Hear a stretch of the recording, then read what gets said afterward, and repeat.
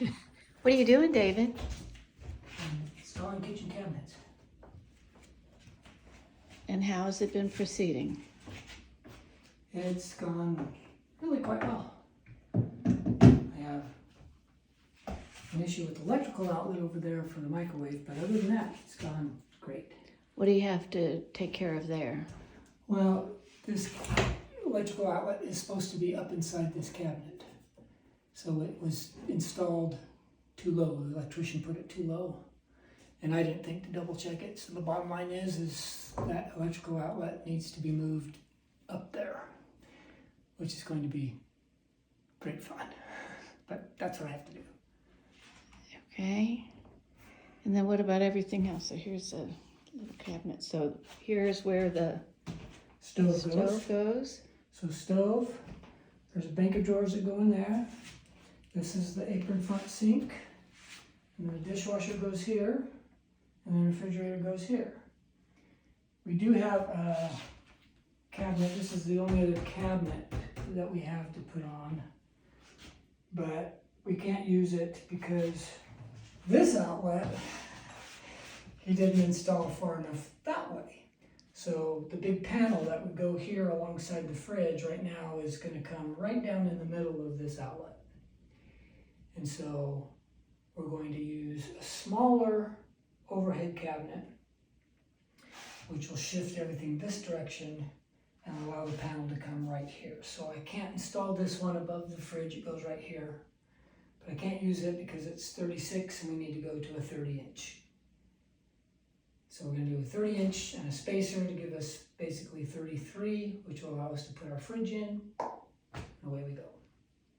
Okay. Anything else? Any other complication? Oh, I need to show the light. You installed the new, wait a minute, let me zoom in. Lights above Above the sink. the sink. The windows, which are really pretty. They go real well. It's actually a different manufacturer, but they go well with what we have up here. With the whole whatever look. But anyway, they're pretty, so it's added some more light, which is nice. You can see more of the floor. I guess you can't see it now, but because it was so covered with boxes. And here's the table we purchased. Which is coming quite handy today. Yeah, but it's going to be, it has a drop leaf on either side. It's a really old table, we know, because what did you say the kind of nails it had in it? It had the handmade square nails Yeah. that they used to put the casters on. Yeah. They're bad casters, and so we pulled the casters off. They came off with square nails.